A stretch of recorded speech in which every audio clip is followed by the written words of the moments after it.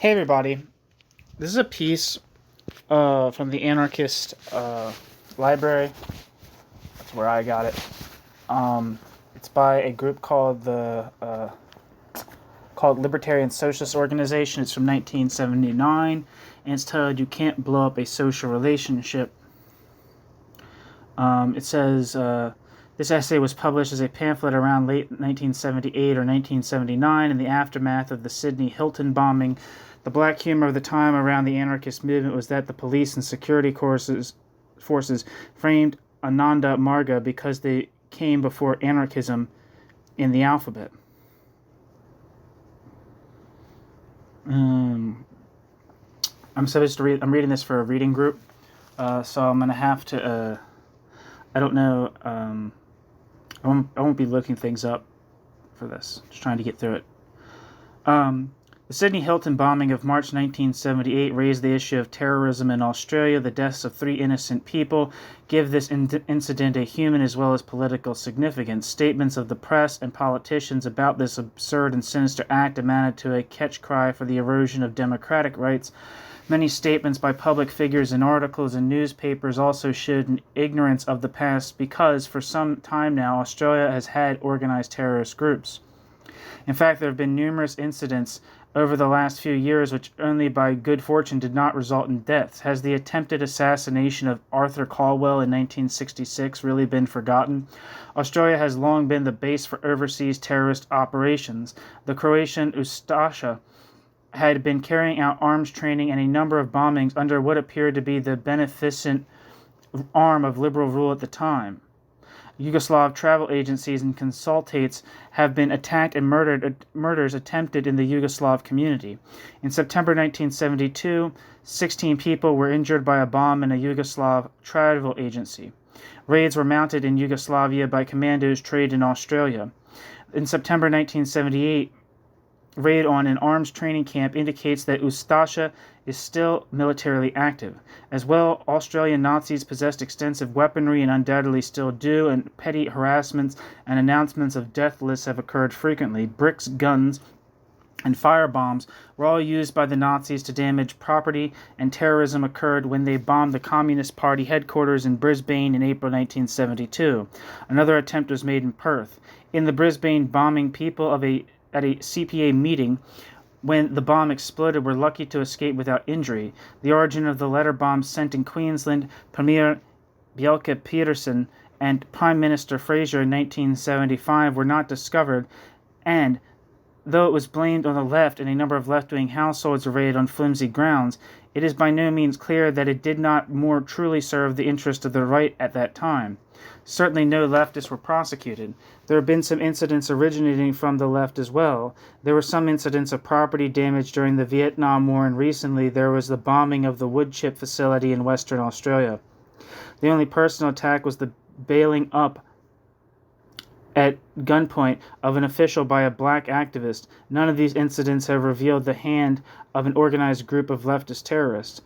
What is noticeable then in the history of terrorist activity in Australia has been the existence of organized right-wing terrorism, though even this has been of relatively minor significance and certainly did not provoke official or media campaigns for military involvement, massive security measures, or expanded political police forces. Fraser took advantage of the Hilton bombing for precedent-setting military histrionics, which even security commentators attacked. Fraser announced a new emphasis on security, which will soon be seen to be at the expense of rights.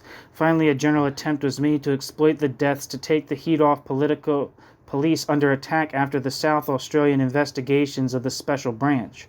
Calls were made for a strengthening of their organizations.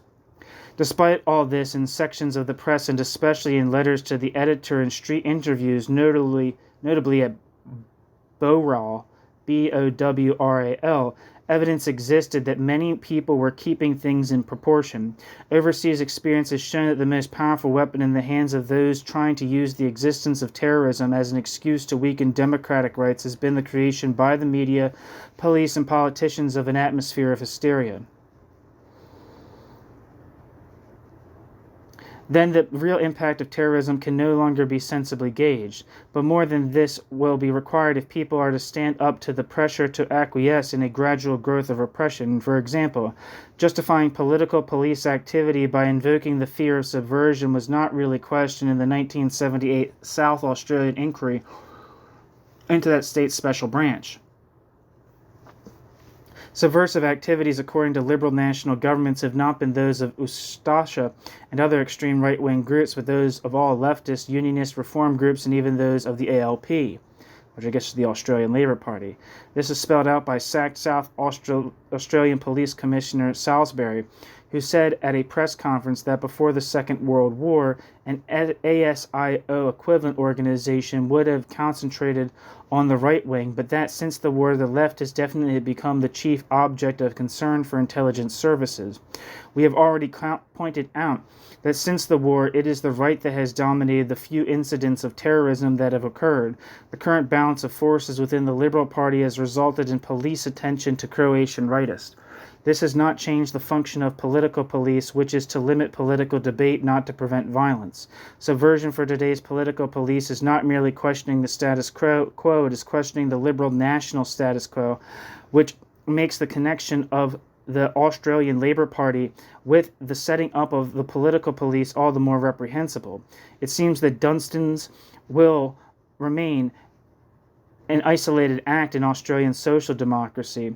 Despite Attorney General Murphy's raid on ASIO headquarters during the Whitlam government's term of office, the Australian Labour Party's main concern regarding the political police was not to question their function, but merely to make them more efficient. What really upset some people about the South Australian revelations was that judges and other upright citizens were being watched. Quote, "What a waste of time," end quote, they say, quote, "when the police should be concentrating on those weird folk who think that capitalism should be reformed or done away with," end quote.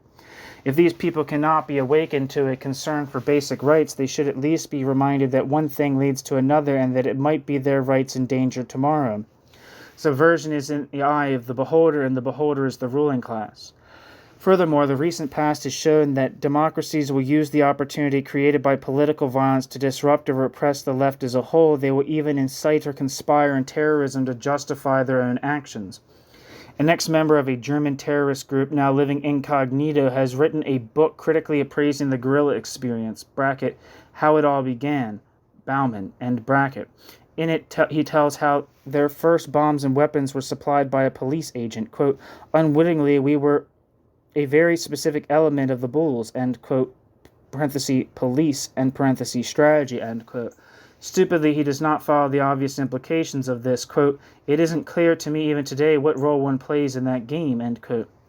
The famous Sacco and Vanzetti case of the 1920s is an archetypal case of the preparedness of the police to frame dissenters on charges of political violence. Sacco and Vanzetti were charged with robbery and murder. It is now generally accepted that these charges were trumped up. It is officially admitted that the anarchists did not get a fair trial. Despite massive internal campaigns over a period of years for their release, they were executed in 1927. Such was the determination of the rulers of the time. Cases like this, and there are many others, should be kept firmly in mind when assessing bombings and court cases arising from them.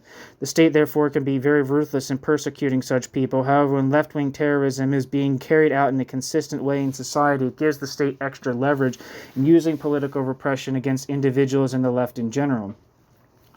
When by their own actions terrorists serve such ends, they are contributing to the destruction of politics and the closing of various options for spreading the ideas before they have been fully utilized. Of course, the state will readily use various repressive methods if it meets any substantial resistance or if it has to handle a social crisis which is creating resistance. Terrorism and guerrillism cannot be attacked just because terrorism and guerrillism produce repression. Even more important is the fact that there is nothing to have made it worthwhile. In the end, the guerrillas get wiped out and there is nothing left but repression and a law and order mentality amongst the people. A developing mass movement will produce repression, but a developing mass movement will also produce numbers of people with clear aims and the organized means of reaching them. It will be able to build far more lasting means of armed defense. In a social crisis in which all sorts of positive developments begin, a separate guerrilla or terrorist group dashing about creating ultimately irrelevant confrontations concentrates political debates in too narrow a compass. Quote, "They have," parenthesis, "governments or guerrillas," to me, quote, "have they," parenthesis, government or guerrillas, end parenthesis, gone too far, end quote, etc., instead of, quote, should the workers have occupied these factories, etc., end quote, etc. Terrorism and guerrillaism destroy politics. 2. Section 2. Terrorism by the state. Terrorism, of course, does not belong solely to small bands in Italy and Germany. The most brutal and ruthless agent of terror now, as throughout human history, is the ruling class. Read history. Alternatively, recall that throughout the world, our humane rulers have the nuclear weaponry to kill everyone on Earth 24 times over. Parenthesis, Ruth Lagarde Sivar in Bulletin of Atomic Scientist, April 1975, end parenthesis. Or think of the implications of the property-preserving, life-destroying neutron bomb. The point must be made that state terrorism is stronger, more prevalent, and much more destructive than vanguardist terrorism. It is a question of the degree to which the state feels challenged that determines its use of terror, not constitutions or democratic principles. When they are threatened by a serious organized revolutionary movement, the Western democracies will display the full range of horrific methods. The massive use of torture by France in Algeria, its use by Britain in Aden and Northern Ireland, police and army murders, and conspiracies in Italy are a few examples of their readiness to apply ruthless methods in varying situations. This readiness for brutality flows from the very nature of the state as expressed by the French anarchist Pierre-Joseph Proudhon in 1851. Quote, to be governed is to be watched over, inspected, spied on, directed, legislated at, regulated, docketed, incriminated, preached at, controlled, assessed, weighed, censored, ordered about by men who have neither the right nor the knowledge, nor the virtue. To be governed means to be at each operation, at each transaction, at each moment, noted, registered, controlled, taxed, stamped, measured, valued, assessed, patented, licensed, authorized, endorsed, admonished, hampered, reformed, rebuked, arrested.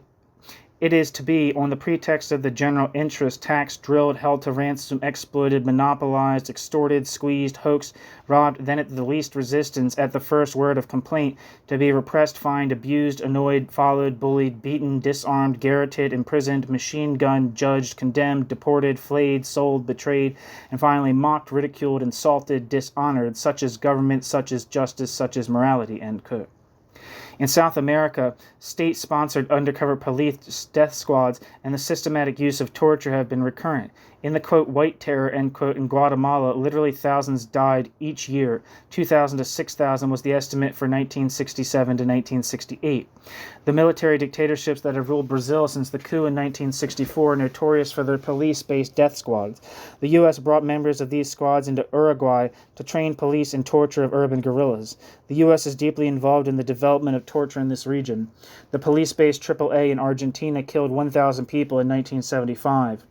The full mobilization of the Chilean regime into terror and killing is probably the worst anywhere since the war. Of course, state terrorism is not practiced by corporate capitalist countries alone. State terrorism is also an integral part of the practice of such state capitalist countries as the Soviet Union.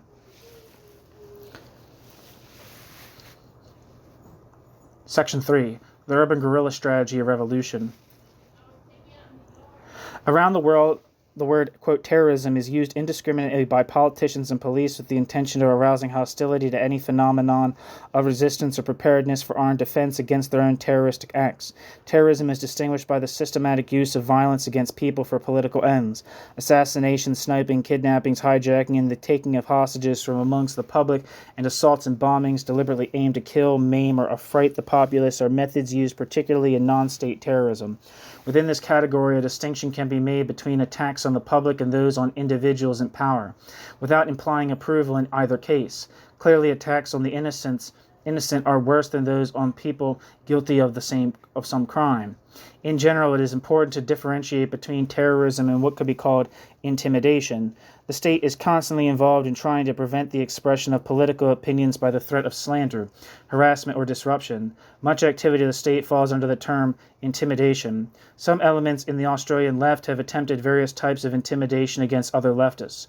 We must also be careful to differentiate between terrorism and the damaging of property.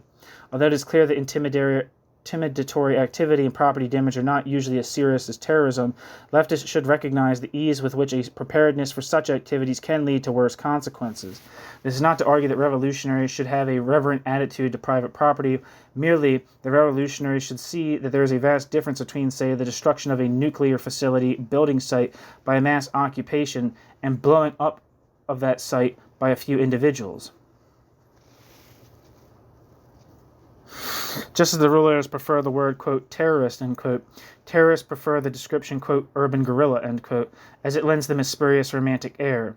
Nevertheless, we believe that there is a distinction between terrorists and those revolutionaries who adopt the ideology and practice of, quote, guerrillism, end quote, which is to promote armed struggle as the revolutionary strategy. Especially in rural warfare, these people can use non-terrorist armed action. This usually involves armed clashes with police or army. However, because of the circumstances of urban guerrilla warfare, this method automatically leads to terrorism, as will be discussed below. In South America, the increased use of urban guerrilla warfare was largely a result of the failure of the rural strategy, which had become obvious by the late 60s. The rural strategy was based on tenuous theoretical conclusions drawn from an idealized view of what happened in the Cuban Revolution. However, the strategy of the urban guerrilla was not in essence different from that of the rural campaigns.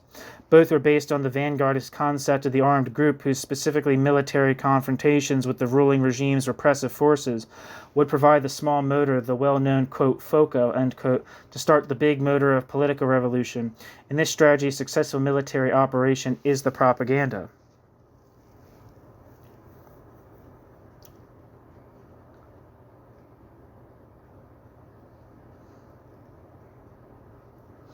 The Uruguayan movement for national liberation, parenthesis, the so-called Tupamaros, end parenthesis, most successful of the urban guerrillas expressed this strategy, quote, the idea that revolutionary action in itself, the very act of taking up arms, preparing for and engaging in actions which are against the basis of bourgeois law, creates revolutionary consciousness, organization, and conditions, end quote. What a monomania, what simplistic reasoning. The total defeat of the urban guerrillas in Venezuela in 1962-63, who had support from the countryside and even the Communist Party, should have warned them that strategy was flawed.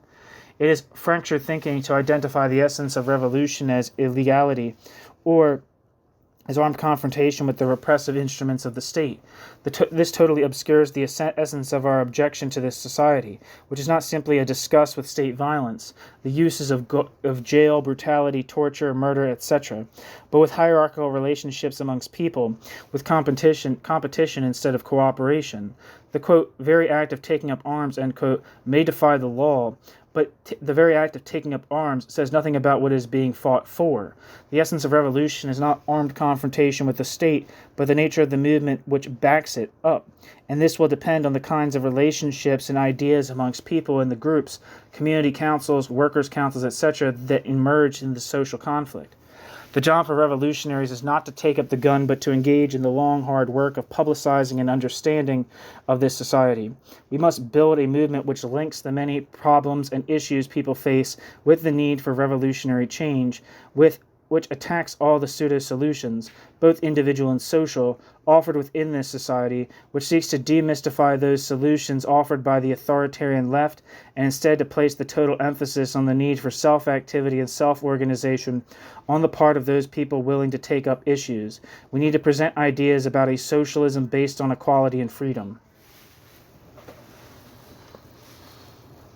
4. Political rackets.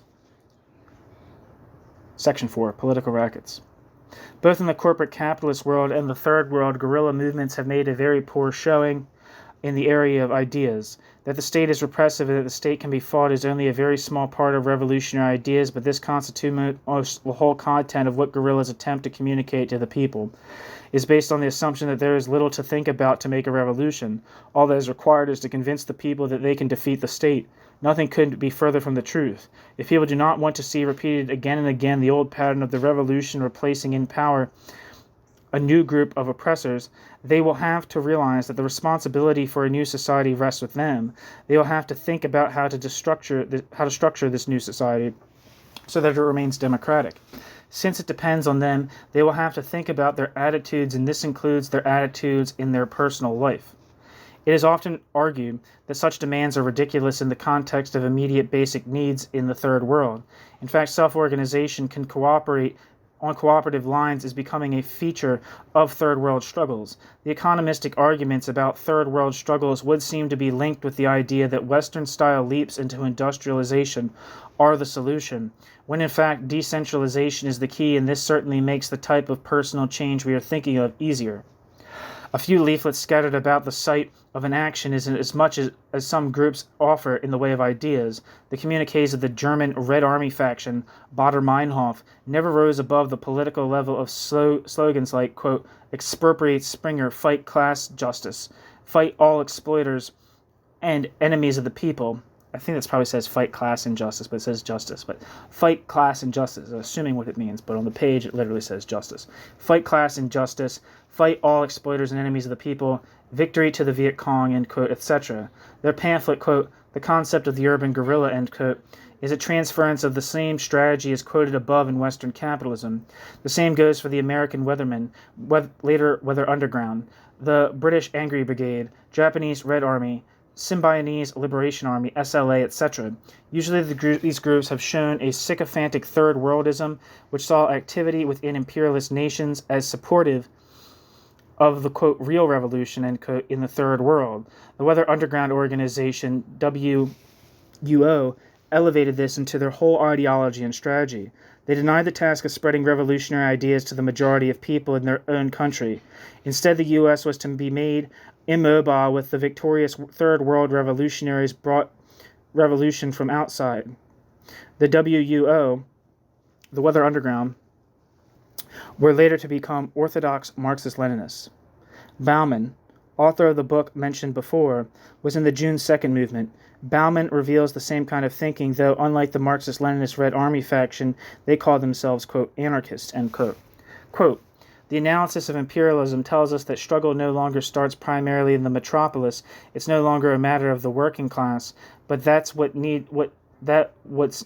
needed is a vanguard in the metropolis that declares that vanguard's solidarity with the liberation movements of the Third World. Since it lives in the head of the monster, it can do the greatest damage there. Even if the masses in the European metropolis don't put themselves on the side of the revolution, the working class among us is already privileged and takes part in the exploitation of the Third World. The only impossibility for those who build the vanguard here, who take part in the struggle here, is to destroy the infrastructure of imperialism, destroy the apparatus.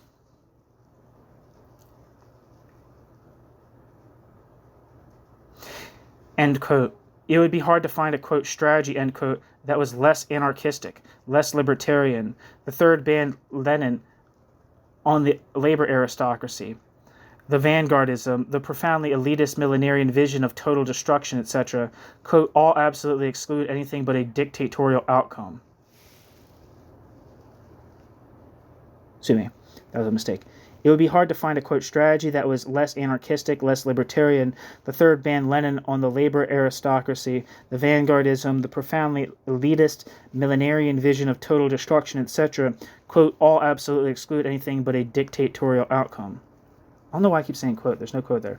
All absolutely exclude anything but a dictatorial outcome. There's like a quote. It's like a... Is that dirt? No, that's not dirt. I think there's just accidentally an apostrophe there.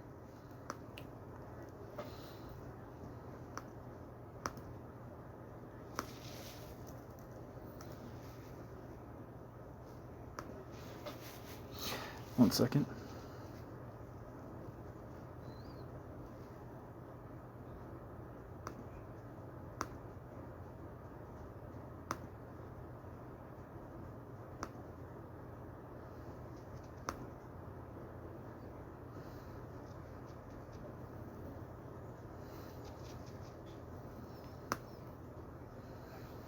One second, I gotta copy this down.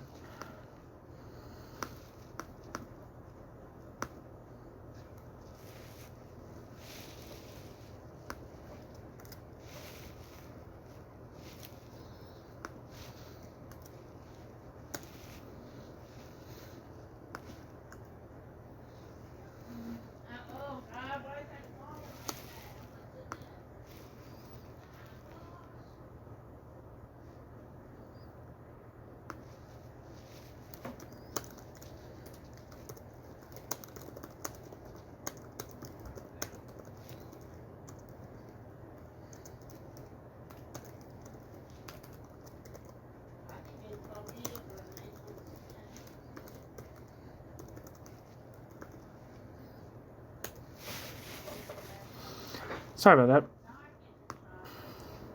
that. Bauman described how after Vietnam, their line was, quote, people should get involved in Palestine, end quote.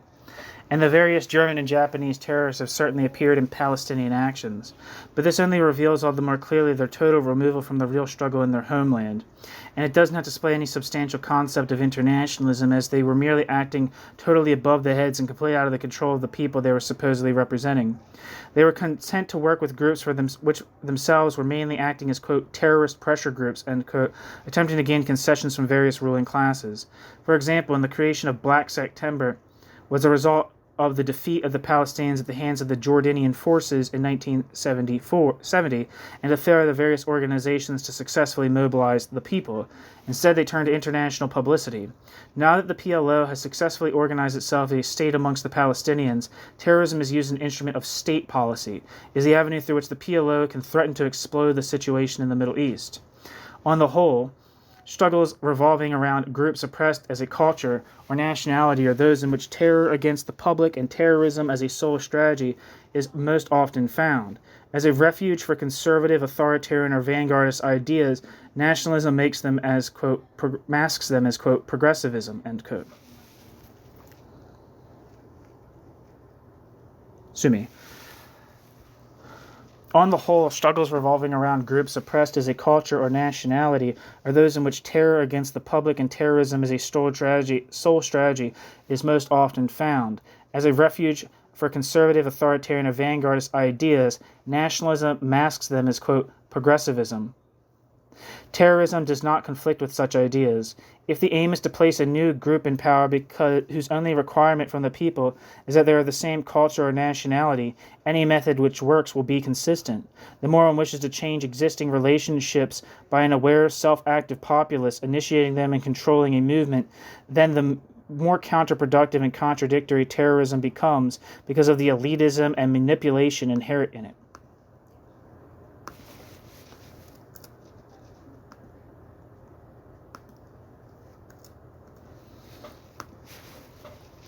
Nationalist ideas, as ruling classes know well, allow the presentation of a dehumanized concept of the enemy from another nationality, or religion, which justifies immoral actions against them and excludes the idea of real unity. In South America, the groups typically rely upon denunciations of tyrants and U.S. imperialism.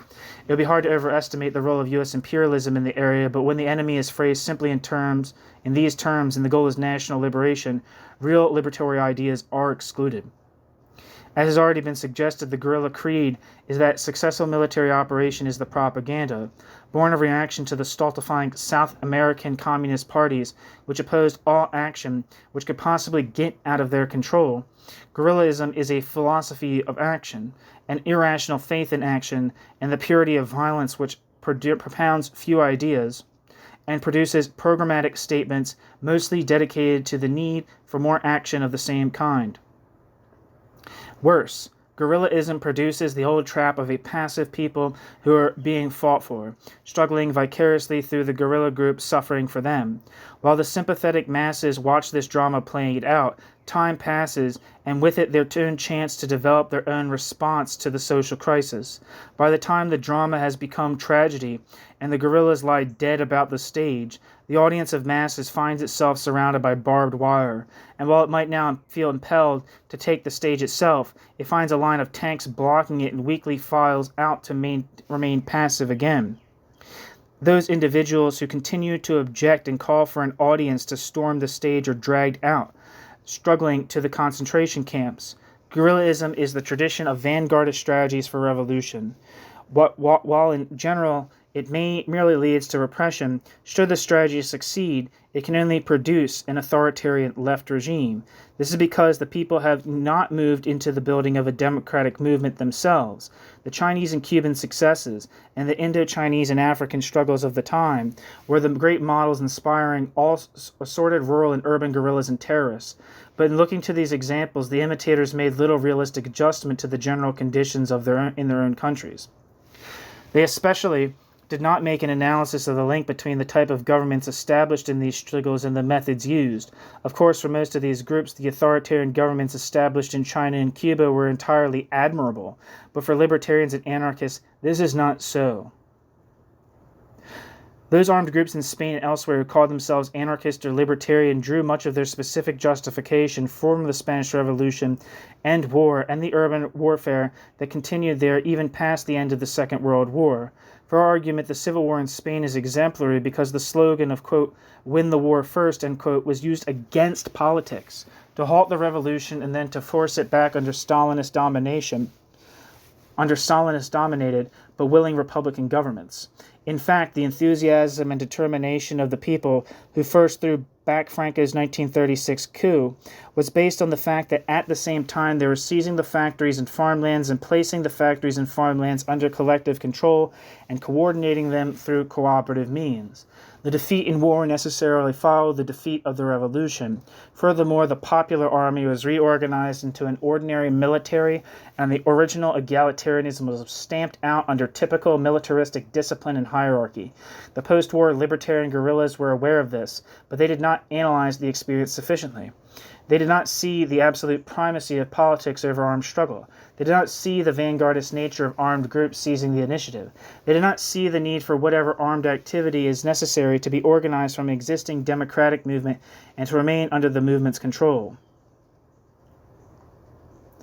One libertarian movement in Spain, Iberian Liberation Movement, MIL, found itself in the theory of guerrillism, though it was involved in political activity, founded itself on the theory of guerrillism, though it was involved in political activity, end parenthesis. The Iberian Liberation Movement carried out a number of bank robberies, and during arrests, a policeman was killed. As a result, the Iberian Liberation Movement member was garroted in 1974.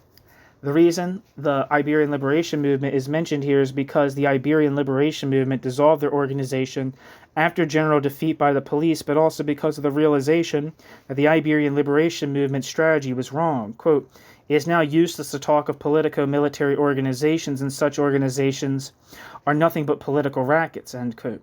Parenthesis, Congress of Disillusion, end parenthesis.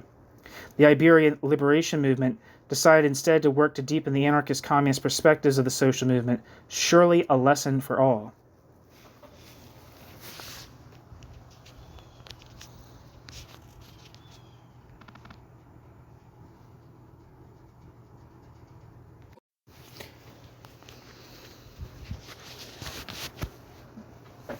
Section 5. Quote, nothing radicalizes like pigs in the park, end quote. A democracy can only be produced if a majority movement is built. The guerrilla strategy depends on a collapse of will in the ruling class to produce the social crisis out of which revolution occurs, whether the majority favors it or not. Any reading of guerrilla strategists reveals that it is a philosophy of impatience. While collapse of will in the ruling class is surely a vital element in any revolution, unless a mass movement with democratic structures for running the country exists, there an elite will take power. Always lurking in the background and sometimes boldly stated is the idea that guerrilla warfare or terrorism aims to produce a fascistic reaction which would radicalize the people. The Provisionals, IRA, quite obviously followed this strategy, but groups like the Red Army faction and the June 2nd movement also shuffled this idea with their third worldism, especially as the third world stabilized into dictatorships and state capitalism, and Western collapse appeared a receding prospect. Of the state apparatus, Bami Bauman says, quote, we knew that if it was touched anywhere, it would show its fascistic face again, end quote. As horrible as many aspects of the West German state are, the West German state is not fascist. A clear understanding of the situation would reveal that the West German state is yet another A clear understanding of the situation would reveal that it is yet another example of the fact that dictatorial methods have always been and will continue to be part of the arsenal of social control in a capitalist parliamentary democracy. Such methods will be used with abandon in a social crisis. More important still is the revelation that these guerrillas are completely unable to understand in a socio-psychological sense that oppression is maintained by consent and that violence is a secondary phenomenon. In general, it can be seen that these groups are unembarrassed by any awareness of how major events have changed leftist thought on a whole range of issues, or confirmed elements of libertarian thought which have been suppressed by the dominance of Marxism, For example, the interpretation of France 1968 or of Hungary 1956 seems to have passed them by entirely. In March 1972, the Tupamaros stated that they wanted to, quote, create an undeniable state of revolutionary war in Uruguay, polarizing politics between guerrillas and the regime, end quote. There is even some suggestion that they discussed the possibility of carrying out actions designed to prompt an invasion by Brazil, in belief that this would galvanize the total population into action. The RAF put it this way, quote, we do not count on the spontaneous anti-fascist mobilization as a result of terror and fascism itself, ... And we know that our work produces even more pretext for repression because we are communists, and whether communists will organize and struggle, whether terror and repression will produce only fear and resignation, or whether it will produce resistance, class hatred, and solidarity, ... depends on the response to repression. Whether communists are so stupid as to tolerate such treatment, ... depends on this response, end quote. RAF. What is revealed completely in this quote is the absolute arrogance of these groups. Quote, sure, we're hoping for a radical response to the state repression we bring down on your heads, but if that doesn't occur, well, that will go to prove you are all stupid, end quote. They ignore the actual conditions, like all guerrillas, demanding that everyone else miraculously achieve their, quote, advanced, end quote, consciousness, when, as has already been shown, their ideas are superficial and without value and merely a rallying cry for a massacre. The reason for the occurrence of this ugly strategy derives from the limitations of urban guerrilla warfare. Since they depend on armed action for their existence, all guerrillas can only develop their struggle by escalating their engagements. If they do not, they will be forgotten.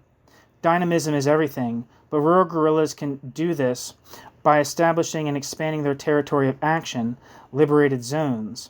Rural guerrillas can choose to take an army on army formations according to their situations, but urban guerrillas can hold no territory, for to attempt to hold a neighborhood or a building is to take on the entire armed might of the city.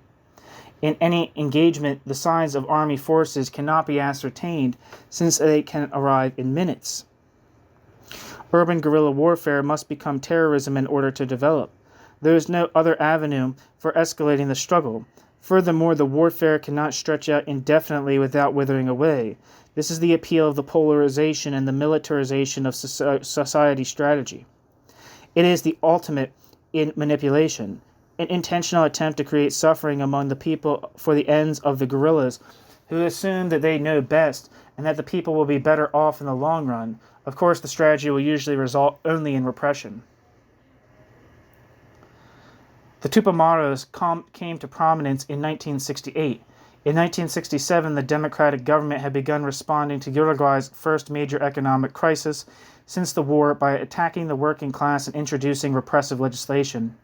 They entered the right social situation. They had also spent all the 60s preparing. They were always efficient and planned well. They had links in unions and other legal movements that were not only maintained but grew. They had elan, imagination, and humanity. But by 1971, the year of elections, the paucity of their strategy was becoming apparent, and even they were indecisive. How could they go one step further without losing support? They depended on transitory support that was impressed with their seeming invincibility and their restrained use of violence. Inevitably, they would prove beatable. Inevitably, much blood would flow. Then it would be revealed that they had no mass base. After the elections, the army was let loose, and soon up to 40 Tupamaros were being tried every day. They were defeated before the military junta came to power in 1973. Just because they were so good within the limits of the urban guerrilla strategy, they proved the basically flawed nature of the theory.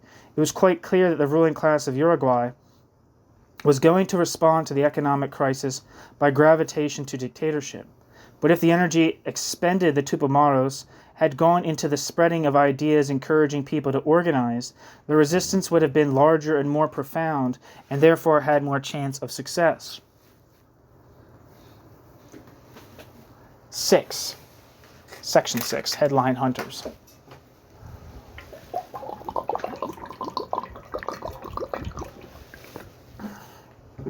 Another component in the foolishness of guerrillaism is that guerrillism looks to the media as the agency of its propaganda. According to Bauman, quote, RAF said the revolution wouldn't be built through political work, but through headlines, through appearances in the press over and over again reporting, quote, here are guerrillas fighting in Germany, end quote. This overestimation of the press, that's where it completely falls apart. Not only do they have to imitate the machine completely and fall into the trap of only getting into it politically with the police, but their only justification comes through the media. They establish themselves only by these means. Things only float at this point. They aren't rooted anymore in anything, not even in the people they still have contact with. End quote. This is especially absurd given the role of the most popular news sources in stimulating and maintaining the most irrational elements in people's responses to acts of political violence. They deliberately try to obscure political issues by omission and commission. Take the Middle East as an example. How many people remember that 106 passengers and crew were killed in a civilian plane shot down by an Israeli jet over Sinai? How many people know that Israeli bombs killed 46 children in a village in the Nile Delta? How many know that 1,500 were killed and 3,000 napalmed in Palestinian refugee camps and villages by Israel from 1969 to 1972? In November 1977, rocket attacks by Palestinian guerrillas into Israel killed 3 people. In response, Israeli planes bombed 9 villages and 3 refugee camps which they claimed harbored guerrillas. More than 100 citizens were believed to have been killed. A Guardian reporter on the 20th of November 1977 visited one village and one camp to find that they were not guerrilla outposts. The Israelis also used delayed action bombs so that people were killed during attempts to find survivors. Yet the terrorist acts of Palestinians are the ones with people aboard because they were the acts extensively reported. Before too long, the killing of civilians by the Israelis and their incursion into Lebanon will be forgotten. But you can bet that the killing of civilians by the PLO's terror squad will be remembered. In fact, the hypocrisy and cynicism of Israeli planning relies on this amnesia. The media seek to obscure politics further by treating incidents as spectacles.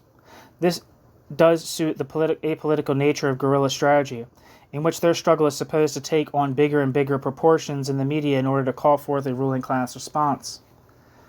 The real effect amongst the people, however, is to confirm the idea that politics of removed ground to be viewed passively, usually as dreary routine but occasionally as a spectacle. Even if people, quote, support, end quote, the guerrillas, this hardly has any real meaning in terms of their own involvement in politics. Instead, the usual result is to provide an organizing base for vicious attitudes for the rulers to exploit for their ends. The hypocrisy of the media is illustrated by their tendency to play up the significance of political violence compared with their failure to raise any stir about industrial accidents and disease.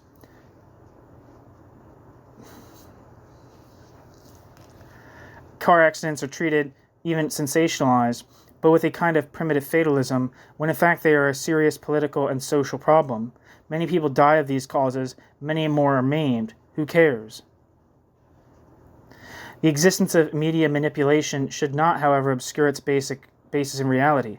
Leftists are inclined to dismiss people's outrage as, quote, reactionary, end quote.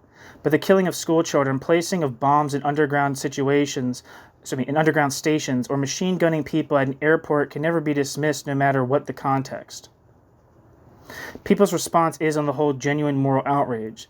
This is manipulated into law and order hysteria, which allows legislation to be passed and the left to be crushed. But it is typical of the elitism of many passive leftists.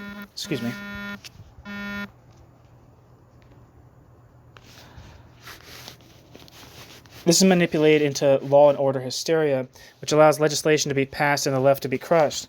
But it's typical of the elitism of many passive leftists lacking in principled ideas, who sycophantically devote themselves to any active cause somewhere else, carried out by someone else, to pour contempt on the reactions of people to real outrages.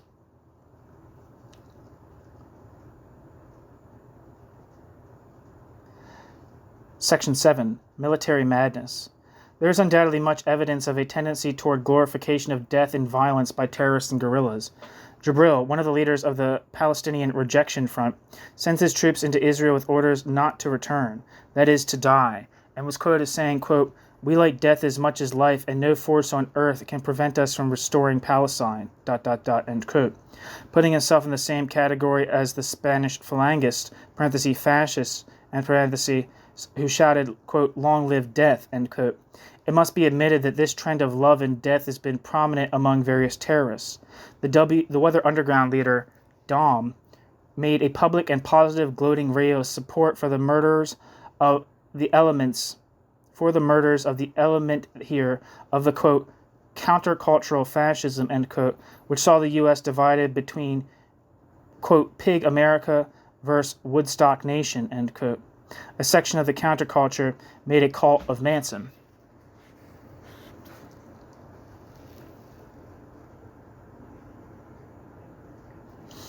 Bauman mentions that at the time, they did not think Manson was, quote, so bad, end quote. In fact, they thought him, quote, quite funny, end quote. What should be avoided, however, is a tendency to explain terrorism by alleged insanity of the actors. Because the acts arise in specific situations of oppression and provocation, the obvious example being nationality suffering embittering oppression. In West Germany, there were specific incidents such as exceptionally brutal police behavior leading to the death of a demonstrator, the attempted assassination of a student leader, the venality of the major Springer press, many times worse than Packer or Murdoch, the Social Democrat Brandt's introduction of Berufsverbot in 1972, an employment ban against all leftists, reformists, etc., who are not, quote, loyal to the Constitution, end quote, which was eventually applied in some states to Social Democrats themselves, the general attempt to smash all extra-parliamentary or non-union movements of which the ban is only the best-known part. All of these things provided the background for political violence.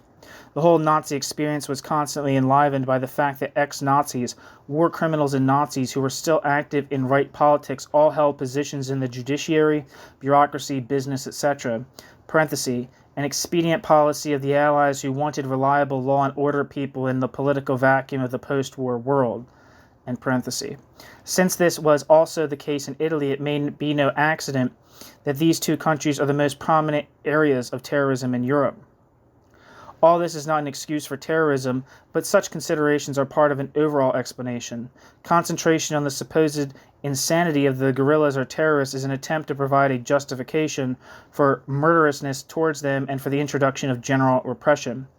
Many of these people become involved in terrorism merely by circumstances and associations, as Bauman's books show. They get mixed up in an environment of self-glorification and isolation from the world. Even their relationships with supporters are one-sided rather than broadening. Their unreal situation produces features of madness such as an escalating series of acts is seen as justified and rational. But any attempt by the media, police, and politicians to create a caricature of demonic, bloodthirsty monsters will be for the purpose of excusing their own barbarity and corruption. See the film or read the book by Heinrich Boll titled The Lost Honor of Katharina Blum. Erich Fromm has written, quote, "We can witness, the phenomenon among the sons and daughters of the well-to-do in the United States and Germany who see their life in their affluent home environment is boring and meaningless. But more than that, they find the world's callousness towards the poor and the drift toward nuclear war for the sake of individual egotism unbearable. Thus they move away from their home environment looking for a new lifestyle and remain unsatisfied because no constructive effort seems to have a chance. Many among them were originally the most idealistic and sensitive of the young generation. But at this point, lacking in tradition, maturity, experience, and political wisdom, they become desperate, narcissistically overestimate their own capacities and possibilities, and try to achieve the impossible by the use of force. They form so-called revolutionary groups and expect to save the world by acts of terror and destruction, not seeing that they are only contributing to the general tendency to violence and inhumanity. They have lost their capacity to love and have replaced it with the wish to sacrifice their lives. Parentheses, self-sacrifice is frequently the solution for individuals who ardently desire love, but who have lost the capacity to love and see in the sacrifice of their own lives an experience of love in the highest degree, end parentheses. But these self-sacrificing young people are very different from the loving martyrs, who want to live because they love life and who accept death only when they are forced to die in order not to betray themselves. Our present-day self-sacrificing young people are the accused, but they are also the accusers, in demonstrating that in our social system some of the very best young people become so isolated and hopeless that nothing but destruction and fanaticism are left as a way out of their despair, end quote. Bauman shows that he has learned this lesson through harsh experience, though he still misses that there is a tradition of human values which has survived even the, quote, machine, end quote, and that this tradition is asserted, for example, in many episodes of mass revolutionary activity, such as the Spanish Revolution in 1936, the Hungarian Revolution in 1956, and the French Revolution in 1968. End parenthesis. I don't know if I said parenthesis the first time, but... Quote, making a decision for terrorism is something already psychologically programmed. Today I can see that, for myself, it was only the fear of love from which one flees into absolute violence. If I had checked out the dimension of love for myself beforehand, I wouldn't have done it, ... Until now, it has been assumed that there is no simultaneity of revolutionary praxis and love. I don't see that. Even today I don't. Otherwise, I might have continued, but just saw it like this, ...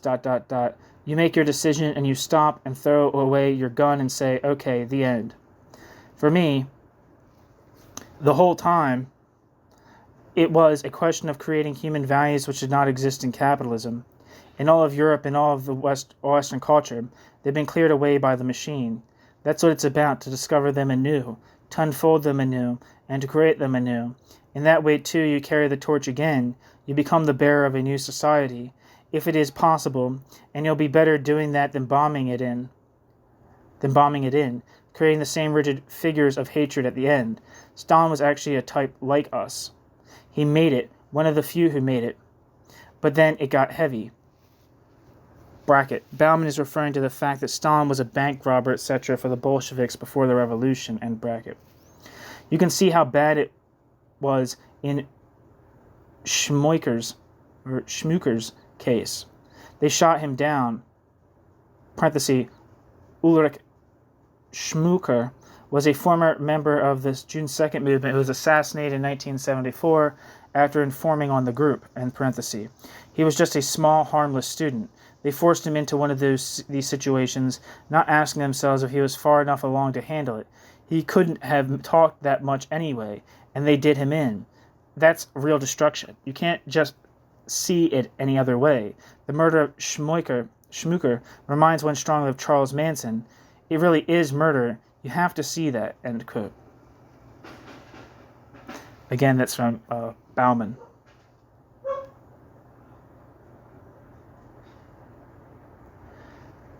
Final section, section 8. Minimize violence by emphasizing politics. The very essence of libertarian revolutionary strategy is the idea that there is an inextricable link between the means used and the ends proposed. While there may be a link between the rotten authoritarian ends of nationalists and Marxist-Leninists and rotten terrorist means, it is unquestionably clear that libertarian ends must disavow terrorist means. In fact, the majority of Marxist-Leninist groups oppose terrorism, though, as Lenin says in Left-Wing Communism and Infantile Disorder, quote, it was, of course, only on grounds of expediency that we rejected individual terrorism, end quote. Leninists are the proponent of vanguardism par excellence. Leninists are proponents of terrorism by the state as long as they control the state. Libertarians look at history and at the ruling class of the world and conclude that a libertarian movement will face state violence and armed struggle will be necessary in response. It's quite obvious that political activity could not even commence in certain conditions without taking up arms immediately.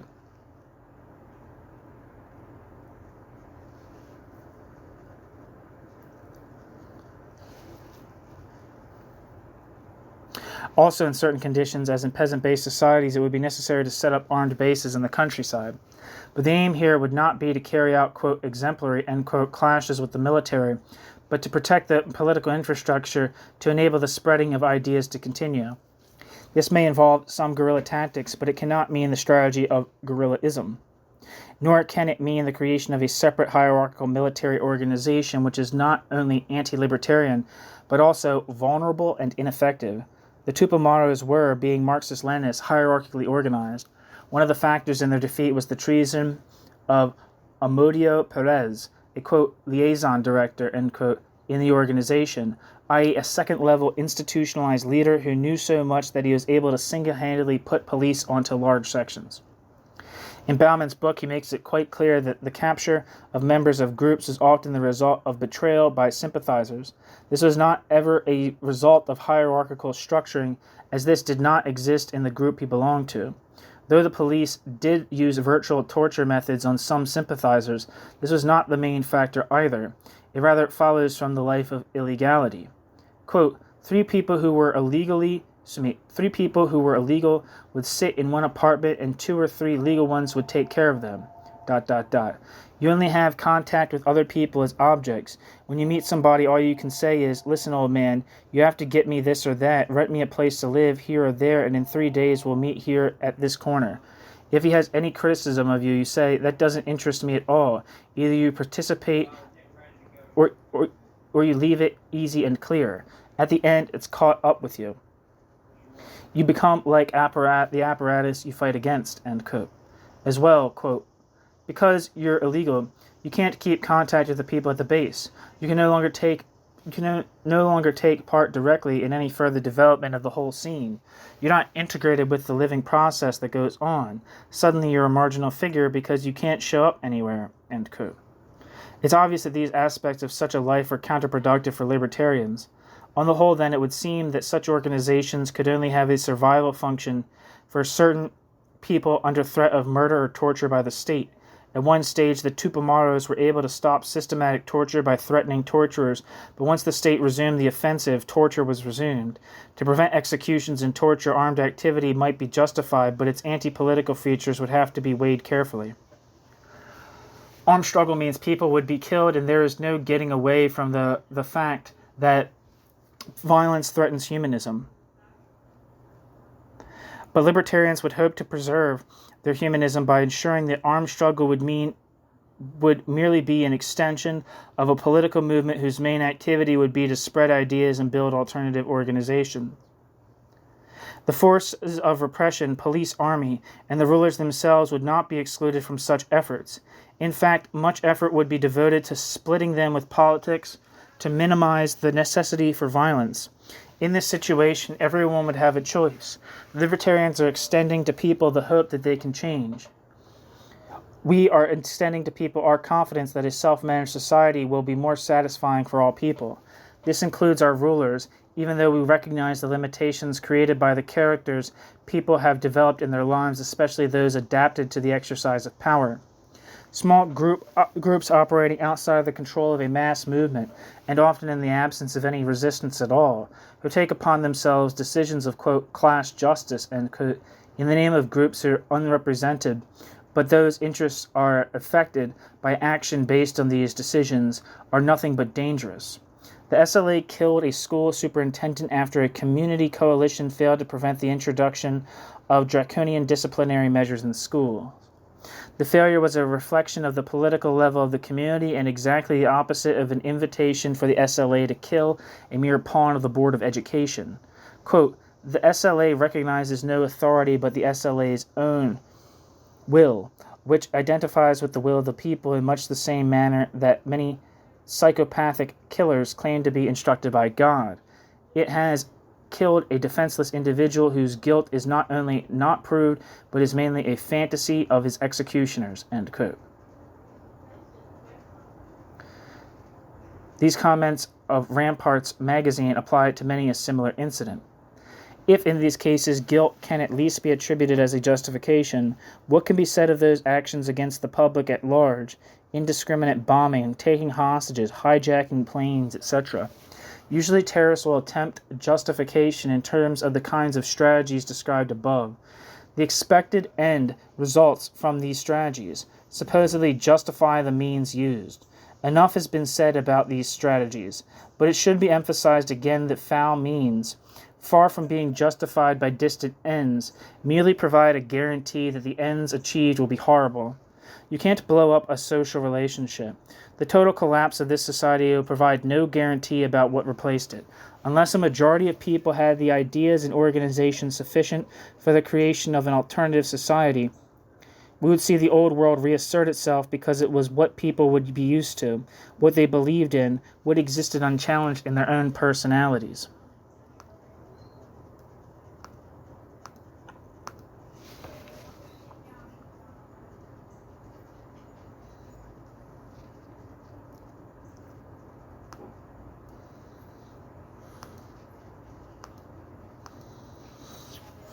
Proponents of terrorism and guerrillaism are to be opposed because their actions are vanguardist and authoritarian, because their ideas, to the extent that they are substantial or wrong or unrelated to the results of their actions, especially when they call themselves libertarians or anarchists, because their killing cannot be justified, and finally because their actions produce their repression with nothing in return for an authoritarian regime.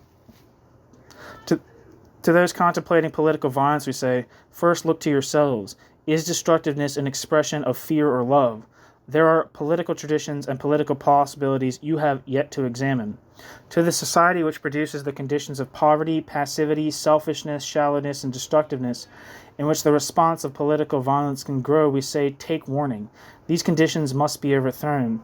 As a French socialist said in 1848, quote, if you have no will for human association, I tell you that you are exposing civilization to the fate of dying in fearful agony. End quote.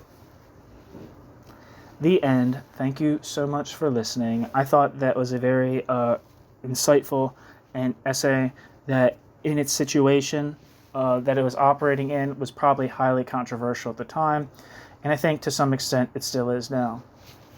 Thanks for listening.